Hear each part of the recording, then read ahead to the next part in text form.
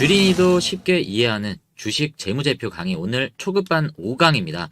지난번에 우리가 손익계산서 실습까지 다 해봤죠. 자, 오늘은 두 번째, 자, 재무상태표입니다. 손익계산서와 재무상태표, 현금흐름표 이렇게 세 가지 재무제표를 우리가 공부한다고 했는데, 자, 첫 번째 손익계산서는 우리가 다 했고요. 자, 두 번째 이제 재무상태표를 알아볼 텐데, 재무상태표를 공부를 하면 부채 비율과 유동 비율, 그리고 유보율, 뭐 이런 단어들이 나옵니다. 그래서 여기까지 우리가 한번 간단히 알아보도록 하겠습니다.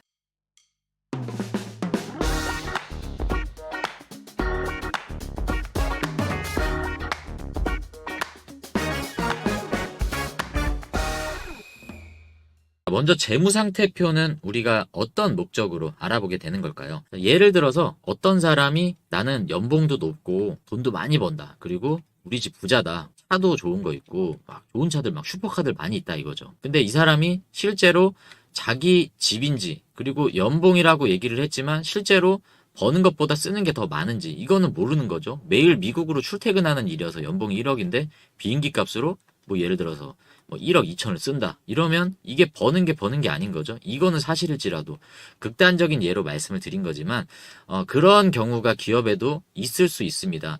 그래서 그 기업의 재무 상태가 어떤지 부채가 얼마나 되고 정말 회사가 가지고 있는 여유 자금이 얼마나 되는지 자 이런 것들을 우리가 확인하기 위해서 그 기업의 재무 건전성을 확인하기 위한 재무제표가 바로 재무상태표다라고 우리가 이해할 수 있습니다.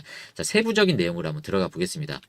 자 이거는 여러분들 많이 들어보셨을 거예요. 자산 그리고 부채, 자본. 자산에서 부채를 뺀 게 자본이죠. 그래서 자본은 곧 순자산이라고 얘기한다라고 우리가 앞전 시간에도 배웠습니다. 자, 자산은 크게 유동자산과 비유동자산 이렇게 나눕니다. 유동자산은 자, 우리가 뒤에서도 계속 유동, 비유동 자, 이런 말이 나올 텐데요. 유동이란 말이 들어가면 여러분들은 1년 이거를 연상을 하시면 됩니다. 1년 이내에 현금화 시킬 수 있는 자산이 유동자산이고요. 1년 이내에 현금화 시킬 수는 없는 그런 자산들을 얘기를 한다라고 쉽게 우리가 이해할 수 있는데 1년이라는 그 연상 키워드를 여러분들이 이 유동을 보실 때 생각을 하셔야 된다라고 말씀을 드리고 유동자산은 그러면 뭐가 있느냐라고 보면 현금성 자산입니다. 이거는 당연히 현금은 포함이죠. 현금을 포함한 현금성 자산이라는 것은 언제든지 1년 이내에 현금화를 할 수 있는 자산을 얘기를 합니다. 재고자산은 뭘까요? 예를 들어서 치킨집 사장님입니다. 자, 치킨집 사장님이 재고자산은 뭐가 있을까요? 닭이 있겠죠. 이번에 월드컵 경기가 있어서 닭이 많이 팔릴 것 같다. 그래서 닭을 팔리지도 않았지만 미리 한 200마리를 미리 쟁겨놨다라고 하면 이 팔리지 않은 200마리의 이 자산이 재고자산이 되는 겁니다. 이거는 판매가 되면 언제든지 1년 이내에 현금성으로 확보를 할 수가 있기 때문에 재고자산은 유동자산으로 들어간다라고 우리가 알 수 있고요. 그리고 매출 채권입니다. 매출 채권은 쉽게 얘기해서 외상으로 판 거예요. 판 거. 산 게 아니고요. 자, 외상으로 팔았습니다. 손님이 와서 닭을 한 마리 사갔는데 지갑을 깜빡하고 안 가져왔대요. 단거리니까 내일 올 때 주세요라고 외상으로 판 거. 기업들도 이런 게 많죠. 자, 그리고 선급금이 있습니다. 선급금은 말 그대로 이거 먼저 선자잖아요. 먼저 돈을 지급했다. 먼저 준 돈. 자, 이렇게 생각하시면 됩니다. 자, 내가 나중에 물건 받을 게 있는데 돈을 먼저 지불을 한 그거를 선급금이라고 얘기를 합니다. 이것도 유동자산으로 우리가 들어갑니다. 자, 그러면 비유동자산은 뭐가 있을까요? 비유동자산은 유형자산과 무형자산이 있습니다. 말 그대로 유형자산은 형태가 있는 거다. 자, 유동은 1년이라고 했지만 유형은 다른 거예요. 그냥 문자 그대로 해석하시면 됩니다. 형태가 있는 것, 건물, 토지, 설비, 차량, 뭐 기계장비 이런 거 다 유형자산에 속하겠죠? 어렵지 않습니다. 무형자산은 뭘까요? 당연히 형태가 없는 특허권이나 지식재산권, 개발비 이런 게 있는데 자, 바이오 종목들이 개발비가 자산으로 들어갑니다. 개발비는 쓴 거잖아요. 연구개발비 여러 가지가 있는데 이런 개발비가 바이오 종목들은 자, 자산으로 들어간다라고 하는 좀 차별점이 있는데 자, 이 개발비가 문제는 이 바이오 종목들은 임상 테스트를 하죠. 그래서 최종 임상 3상에서 실패했다라고 결과가 나오면 이 개발비가 바로 손실 처리로 바뀝니다. 요거는 꼭 참고를 하셔야 된다. 이거 확인을 하시고요.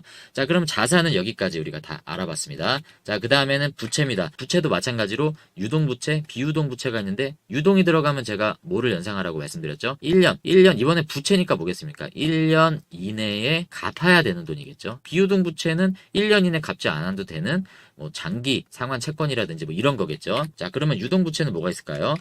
자, 매입 채무. 요거는 내가 외상으로 받아온 겁니다. 아까 이거랑 반대죠. 자, 매출 채권과 반대의 개념입니다. 내가 매입을 했는데 돈을 안 준 채무가 있는 그런 것들을 다 매입 채무다라고 얘기를 한 거예요.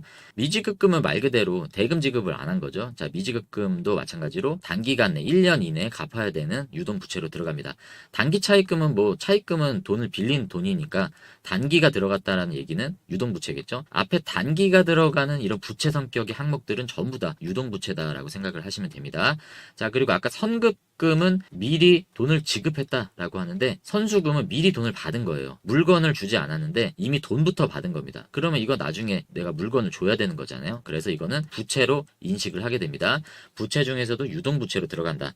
그럼 비유동부채는 장기적인 뭐 장기 뭐 이런 게 들어가겠죠. 자, 장기 차입금이 그래서 비유동부채로 들어가고 전환사채나 회사채, 자, 이런 사채들이 비유동부채입니다. 이런 건 보통 만기가 막 10년, 5년 막 이렇게 되죠. 자, 이런 것들이 다 부채로 들어가는데 참고로 말씀드리면 여러분들 그 유상증자 하잖아요. 유상증자는 안 좋은 거라고 우리가 인식을 하지만 이거는 부채로 들어가지 않습니다. 이거는 부채가 아니에요. 주식을 발행을 해서 주식 수가 늘어나서 주주 가치가 희석이 되는 것뿐이지 부채로 잡히진 않습니다. 어떤 기업이 유상증자를 받아서 자본을 늘린다라는 거는 부채로 인식이 되는 게 아닙니다. 주주 입장에서만 안 좋고 사실 회사 입장에서는 어찌 보면 되게 좋은 방법입니다. 물론 경영권에 있어서 간섭을 받는다라는 단점도 있겠지만 그리고 전환사채가 있어요. 전환사채는 나중에 주식으로 전환할 수 있는 옵션이 붙은 사채잖아요. 그래서 만약에 전환사채를 발행받았을 당시에는 부채로 잡힙니다. 비유동 부채로 잡히는데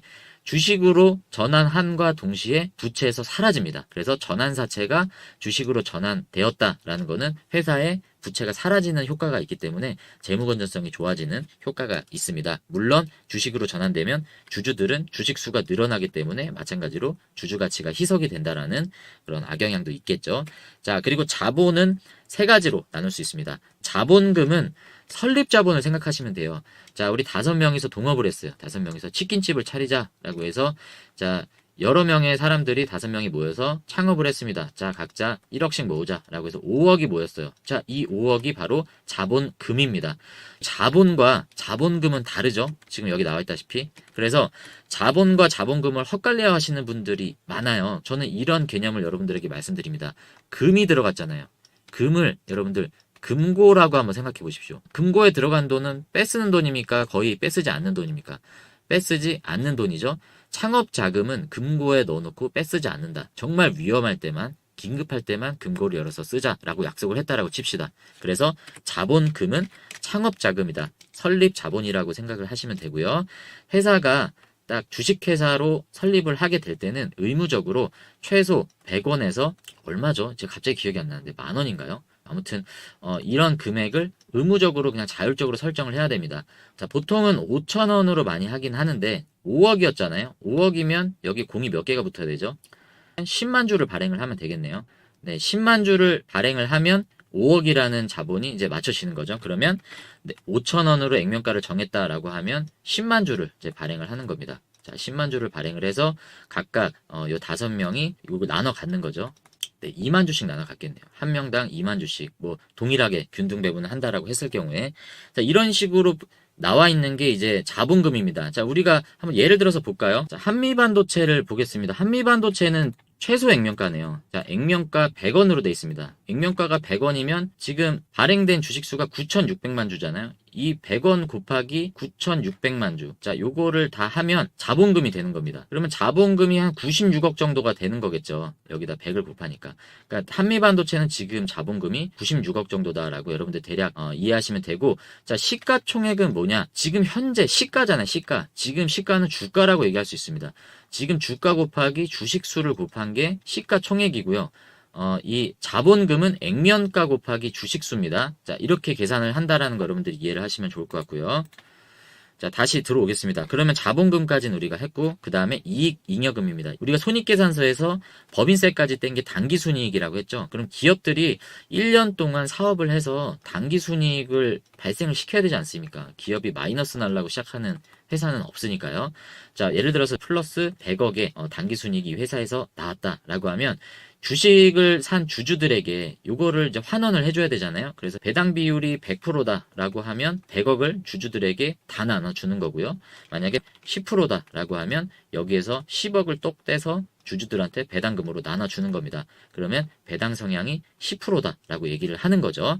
자, 이렇게 해서 주주들에게 예를 들어서 10억을 나눠줬어요. 그럼 나머지가 얼마가 남았죠? 90억이 남았죠. 이게 바로 이익 잉여금이 되는 겁니다. 이익 잉여금은 다음 차기에 요 사업 자본으로 활용을 해서 다시 사업을 운영을 하는 운영자금으로 사용을 하겠죠.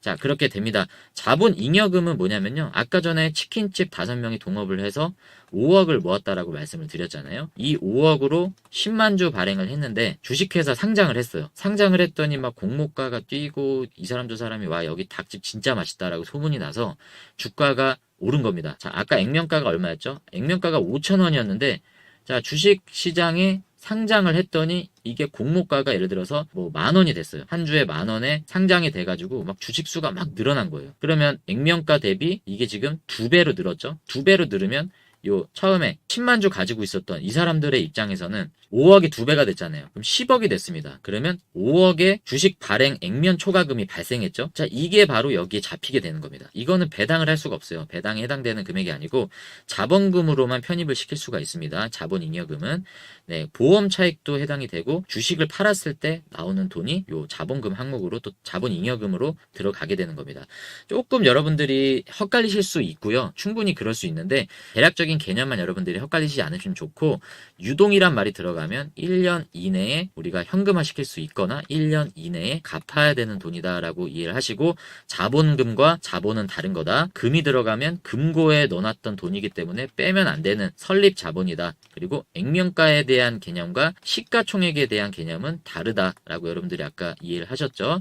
그리고 우리가 무상증자 하는데 도대체 이 무상증자는 어디서 할 수 있느냐? 당기순이익에서 잉여금이 나온 이 금액을 가지고 여기에서 무상증자도 할 수가 있는 겁니다. 회사가 잘 돌아간다라고 하면 이익 잉여금이 계속 플러스가 돼야 되고 플러스가 된다라고 하면 이게 주주들에게 환원이 돼서 배당이 됐든 무상증자로 주식으로 주든 이런 게 계속 선순환이 돼야 될 텐데 이게 안 되는 마이너스인 회사들은 둘 중에 하나겠죠. 장사가 안 되거나 아니면 투자를 공격적으로 해서 미래의 성장을 담보로 지금 공격적인 투자를 계속하고 있는 회사이다. 이 두 가지 관점에서 여러분들이 보시면 될 것 같습니다. 자, 오늘 요 정도까지만 좀 정리를 하고 다음에 제가 종목에 대입해서 실습도 할 거니까 너무 지금 이해가 안 되신다라고 여러분들이 마음 어려워하시지 않으셨으면 좋겠습니다. 공부하겠다고 이 영상을 클릭한 것 자체가 여러분들은 대한민국 10% 안에 드는 투자자이십니다. 자, 그래서 지금 방금 말씀드린 정리를 한 내용이고요. 요건 한번 천천히 한번 살펴보시고 자, 그래서 부채 비율이 나오고 유동 비율이 나오고 유보율이 나옵니다. 다 우리가 공부한 거예요. 부채 비율은 자본 대비 부채가 얼마나 되느냐를 알기 위해서 퍼센테이지로 아는 수치인데 부채에서 자본을 나눠줘서 이 100을 곱하면 부채 비율이 나옵니다. 부채가 뭐 예를 들어서 1억이다. 근데 자본이 5천만 원이다. 그럼 어떻게 되죠? 부채 비율이 200%가 나오는 겁니다. 부채가 많다라고 볼 수가 있는 거고요. 제가 200% 넘는 건 부채 비율이 높은 편이다 라고 말씀을 드렸죠. 그리고 유동 비율은 유동이 들어가는 두 개를 나눠준 거예요. 유동 자산에서 유동 부채를 나눠줘서 1년 안에 지급 가능한 능력이 있는가를 보는 겁니다. 유동 비율이 높다라는 건 당장 현금화해서 돈을 사용할 수 있는 비율이 높다라는 거죠. 그래서 유동 비율은 높을수록 좋다라고 볼 수 있고요.